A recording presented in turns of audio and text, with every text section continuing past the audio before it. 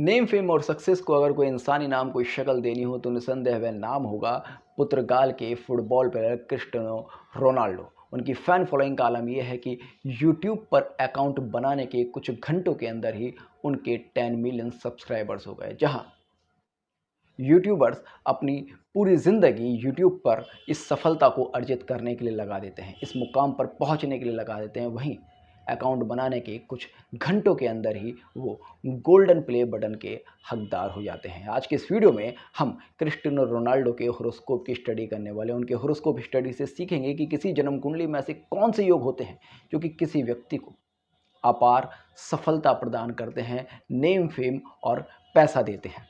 बात जब सीखने सिखाने की हो रही है तो मैं आपको बताना चाहूँगा कि नाड़ी एस्ट्रोलॉजी के डेस्टिनी डिज़ाइनर कोर्स का नया बैच बहुत जल्दी शुरू होने वाला है। अगर आप नाड़ी ज्योतिष को फंडामेंटल से एडवांस तक बहुत ही डिटेल में सीखना चाहते हैं तो आप हमारे उस बैच के लिए एनरोल कर सकते हैं। बात करते हैं क्रिस्टियानो रोनाल्डो के होरोस्कोप की। क्रिस्टियानो रोनाल्डो का जन्म 5 फरवरी 1985 को पुर्तगाल में हुआ और जब हम जीव लगन के आधार पर उनकी जन्म कुंडली का निर्माण करते हैं तो यहां पर मकर लगन उदय होता है। मकर राशि में जीव कारक ग्रह गुरु नीच के होते हैं। जन्म कुंडली में जब भी गुरु नीच के होते हैं तो सामान्यतः माना जाता है कि ऐसे में व्यक्ति को ईश्वर का आशीर्वाद नहीं मिल पाता, गुरु का मार्गदर्शन नहीं मिल पाता, क्योंकि गुरु ईश्वर के आशीर्वाद और गुरु के मार्गदर्शन के कारक ग्रह हैं। किंतु इस जन्म कुंडली में अगर हम ये मानकर चलें कि इस व्यक्ति के ऊपर इष्ट कृपा नहीं है, गुरु का मार्गदर्शन नहीं है, तो यहां पर प्रश्न आता है कि इस व्यक्ति ने किस योग की वजह से सफलता नेम फेम के सभी आंकड़ों को पीछे छोड़ दिया। आप देखेंगे इस जन्म कुंडली में जीव लगन में ही सूर्य बैठे हैं। सूर्य और गुरु के इस योग को नाड़ी ज्योतिष जीवात्मा साम योग कहती है।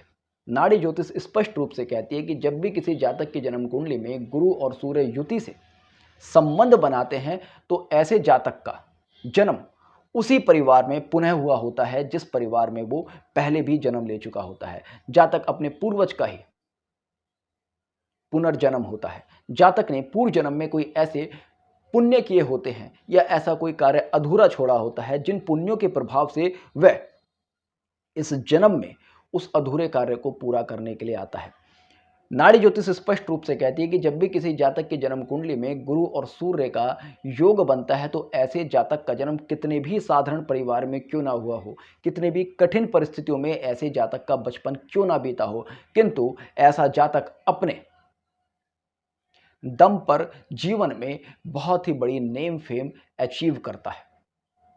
और यहां पर तो आप देखेंगे जीव लगन में ही बुध भी बैठे हैं। बुध को नाड़ी ज्योतिष में आपकी बुद्धि का, आपकी शिक्षा का, आपके इंटेलेक्चुअल लेवल का कारक माना गया है। और जब इस योग में बुध का प्रभाव आता है, सूर्य गुरु और बुध का योग बनता है, तो कहा जा सकता है कि ऐसे व्यक्ति को अपने पूर्व जन्मों से कोई विशेष इंटेलिजेंस प्राप्त हुई है, कोई विशेष बुद्धि लेकर ऐसा जातक जन्मा है, कुछ विशेष संस्कार लेकर इस जातक का जन्म हुआ है। और जब कोई व्यक्ति पूर्व जन्मों से किसी विशेष संस्कार के साथ, विशेष बुद्धि के साथ, विशेष बल के साथ जन्म लेता है तो ऐसे में उस जातक को जीवन में बड़ी सफलता मिलनी अपने आप में निश्चित हो जाती है। किंतु केवल जीव लगन में बनने वाले इन योगों से हम यह नहीं कह सकते कि इस जातक को जीवन में इस लेवल की सफलता मिलेगी, क्योंकि अभी आप में से बहुत सारे लोग कहेंगे कि मेरी कुंडली में भी सूर्य गुरु बुध का योग है मगर मेरे पास इतनी बड़ी सफलता नहीं है। तो देखिएगा,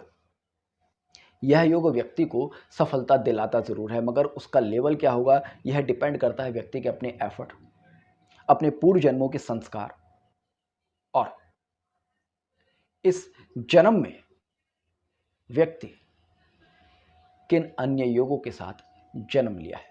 तो अगर आपकी जन्म कुंडली में भी सूर्य गुरु का योग है तो यह तो निश्चित है कि आपके भी जीवन में कुछ ना कुछ विशेष आपको ईश्वर ने ऐसा दिया होगा कि जिसके माध्यम से आप जीवन में बड़ी सफलता प्राप्त करेंगे ही करेंगे।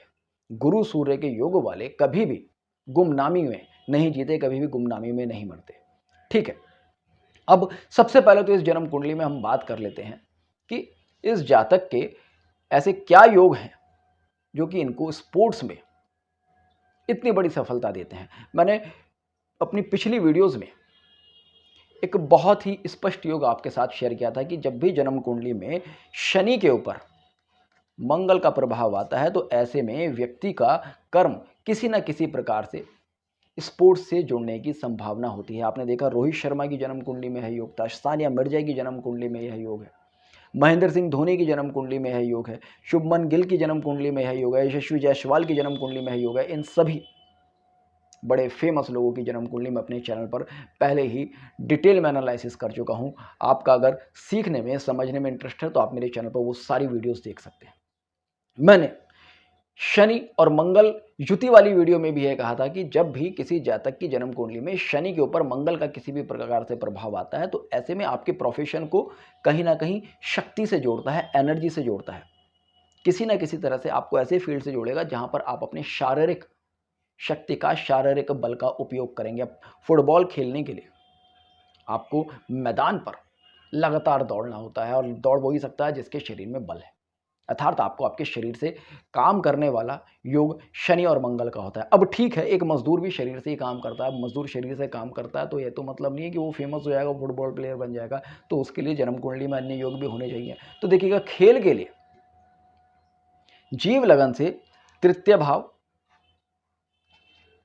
पंचम भाव और एकादश भाव, इन तीन भावों का आपस में संबंध बनना जरूरी है, क्योंकि पंचम भाव हमारी हॉबी का है। जब तक किसी कार्य में हमारी हॉबी नहीं होगी तब तक हम उसको अपना टैलेंट बनाएंगे नहीं। तो क्योंकि जितना भी खेल होता है वो कहीं ना कहीं हॉबी से शुरू होता है। रोनाल्डो की बचपन में हॉबी रही होगी फुटबॉल खेलना, उसके बाद उन्होंने उस हॉबी को तराशा और फिर 11th हाउस के इफेक्ट से उसको एक प्रोफेशनल रूप दिया या फिर उससे लाभ कमाया। तो आप देखेंगे तृतीय भाव हमारे हैंड स्किल्स का या हमारे कौशल का भाव होता है। अब बुद्धि अर्थात पंचम भाव और कौशल का मिलना जन्म कुंडली में बहुत ज्यादा जरूरी है। तो आप देखेंगे यहां पर पंचम भाव के स्वामी शुक्र है, शुक्र हो गए पंचम भाव के स्वामी, तृतीय भाव के स्वामी गुरु हैं, तृतीय भाव के स्वामी गुरु हैं और साथ ही साथ आप देखेंगे एकादश भाव के स्वामी यहां पर मंगल है। अब यहां पर जन्म कुंडली में किसी ना किसी तरह से 3, 5, 11 का संबंध बनना चाहिए। तो आप देखेंगे तृतीय भाव के स्वामी यहां पर स्वयं में गुरु हैं, पंचमें स्वयं से तृतीय भाव में बैठा है, तो 3 और 5 का संबंध यहां पर बन जाता है। अब बात करते हैं 11 भाव के संबंध बनने की। तो आप देखेंगे तृतीय भाव में ही गुरु की राशि में ही लाभेश मंगल भी बैठे हैं, तो 3, 5 और 11 इन तीनों का यहां पर संबंध बन गया गुरु की राशि में। अब क्योंकि गुरु की राशि में संबंध बन रहा है तो गुरु के ऊपर नैसर्गिक रूप से यह प्रभाव आ ही जाता है। साथ ही साथ आप देखेंगे गुरु के डिपॉजिटर, गुरु के राशि स्वामी शनि स्वयं से लाभ भाव में बैठे हैं, यह भी अपने आप में एक योग बनाता है। यथार्थ गुरु के राशि स्वामी, गुरु जो तृतीयेश है उसके राशि स्वामी अपने आप में लाभ भाव से संबंध बना रहे हैं। इसके बाद अगर आप एक और विशेष स्थिति देखेंगे तो इस जन्म कुंडली में गुरु, शनि और मंगल का आपस में राशि परिवर्तन है। ये तीनों ग्रह एक दूसरे की राशि में बैठकर आपस में किसी ना किसी तरह से एक बॉन्ड स्थापित कर रहे हैं और यह बॉन्ड ही दिखाता है कि यह जातक खेल में बहुत ही ज्यादा अच्छी सक्सेस पा सकता है, यह अपने टैलेंट को तराश सकता है और जो व्यक्ति अपने टैलेंट को तराशता है वही जीवन में सफल होता है। अब नाड़ी ज्योतिष स्पष्ट रूप से कहती है कि जन्म कुंडली में जब कई योग एक साथ बली हो तब व्यक्ति इस लेवल की सक्सेस पर आ सकता है। तो आप देखेंगे इस जन्म कुंडली में जीव लगन से जब हम इस जन्म कुंडली का विश्लेषण करते हैं तो देखते हैं कि लाभ भाव में लग्नेश बैठे, अर्थात कहीं ना कहीं जीव लगन से लाभ भाव में जीव लगन के स्वामी बैठे हैं, तो शनि का यहां पर बैठना यह दिखाता है कि इनको सक्सेस मिलेगी ही मिलेगी, क्योंकि लाभ भाव वो भाव है जो कि आपको बड़ी सक्सेस देने में सक्षम होता है, आपको लाभ दिलाने में सक्षम होता है। इसके बाद जैसे कि मैंने कहा यहां पर गुरु, शनि और मंगल का किसी ना किसी प्रकार से आपस में राशि परिवर्तन होता है, संबंध बनता है। तो यहां पर गुरु, धर्म, शनि, कर्म और मंगल, शक्ति, इन तीनों का योग बन गया। इन तीनों का योग इनको इनकी पास्ट लाइफ की ब्लेसिंग्स के चलते जीवन में बड़ी सफलता दिलाने में सक्षम होता है। और साथ ही साथ आप देखेंगे कि गुरु यहाँ पर नीच का नहीं है। आप देखेंगे गुरु के ऊपर चंद्र की सप्तम दृष्टि है। चंद्र यहां पर स्वराशि होकर गुरु को दृष्टि दे रहा है। नीच भंग का एक नियम है कि ग्रह जिस राशि में उच्च होता है उस राशि का स्वामी अगर नीच ग्रह पर दृष्टि डाल दे तो ऐसे में ग्रह का नीच भंग हो जाता है। और पीछे मैंने एक वीडियो आपके साथ शेयर की थी कि कलयुग में जब भी जन्म कुंडली में कोई नीच ग्रह बैठता है और उस नीच ग्रह के ऊपर कोई बली प्रभाव आ जाए तो उस नीच ग्रह की क्वालिटीज में बहुत ही ज़्यादा बूस्ट आ जाता है और वो व्यक्ति को जीवन में बड़ी सफलता देने में सक्षम होता है, वायरल लेवल की सक्सेस देने में सक्षम होता है। जैसे कि रोनाल्डो के साथ यूट्यूब पर आते ही भाई अगर देखें तो लोगों को पता भी नहीं चला होगा कि रोनाल्डो ने यूट्यूब पर अकाउंट बनाया है, मगर फैन फॉलोइंग उस लेवल की है कि अकाउंट बनाते ही 10 मिलियन सब्सक्राइबर्स हो गए। तो यहां पर गुरु क्या है? गुरु जैसे कि मैंने कहा आध्यात्म है, ब्लेसिंग्स है, आपका मार्गदर्शक है। तो उसका नीच भंग होना अर्थात आपको किसी ना किसी प्रकार से ब्लेसिंग्स बड़ी ही प्रबल मात्रा में मिलेंगे जो कि आपको लगातार जीवन में बड़ी सफलताएं दिलाएंगी।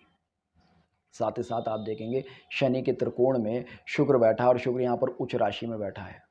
शुक्र को नाड़ी ज्योतिष में धन का कारक माना गया था। धन अपनी उच्चता के लेवल पर बैठा है जो कि अपने आप में एक और वार दिखाता है कि इस व्यक्ति को बड़ा पैसा प्राप्त होगा। अब शुक्र मंगल के योग के बारे में एक और चीज़ यह स्पष्ट है कि ऐसे व्यक्ति का फिजिकल स्ट्रक्चर बहुत अच्छा होता है। ऐसे व्यक्ति फिजिकली एकदम फिट होते हैं, ऐसे व्यक्ति देखने में सुंदर होते हैं, इनके अंदर एक पैशन होता है।